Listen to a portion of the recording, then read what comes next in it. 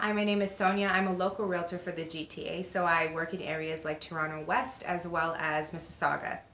Now, when I have a buyer client, I really want them to know that they've made a good choice when they work with me.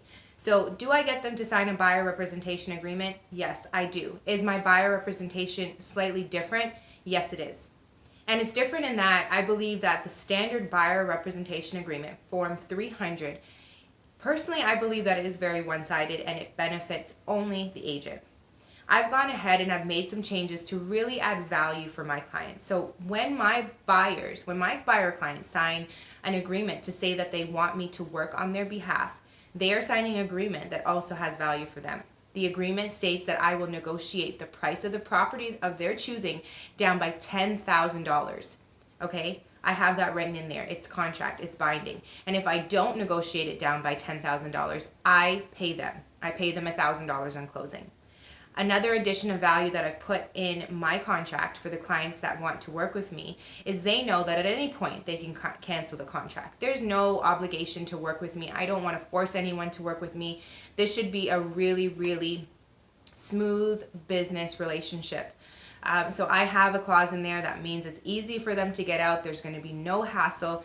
Thankfully, I haven't had to exercise that clause at all, but I know that it gives them peace of mind to know that it's there. So as my buyer clients, they're able to step out of the contract at any point without any hassle. The other thing that I do with my buyer representation agreement is I strike out the commission clause. So I remove the commission clause, I initial it, and I have my client initial it. And the commission clause otherwise says that they would have had to pay me if we happen to find a property that doesn't pay full commission to me. I remove this. I don't believe it's fair. I don't think that my buyer client should have to pay. And by the way, if you are hunting for a property, you should absolutely be using a realtor. It's free.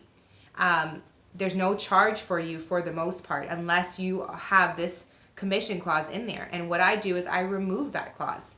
So there should be absolutely no charge, I believe, for my buyer clients, and I make that so by removing that clause. So if for whatever reason, if we happen to find, a one-off property that doesn't offer me full commission, I will take that loss. I don't believe that my buyer client should have to pay out of pocket when that is not the standard of the industry. So these are a few of the things that I offer my buyer clients, and I believe that they're happy to work with me because there is value in a contract.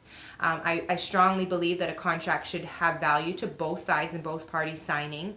I also believe that it's very important if you are an agent watching or if you're a buyer or a seller, any contracts you sign, please be sure to understand what it is that you're working with. That's really important, and it's important for me to have clients that when they come to me, they're learning, and as they leave me to transition into the properties that they're buying, that they have learned more than what they came with. That's really important to me, and I think that should be important throughout every transition and purchase in your life.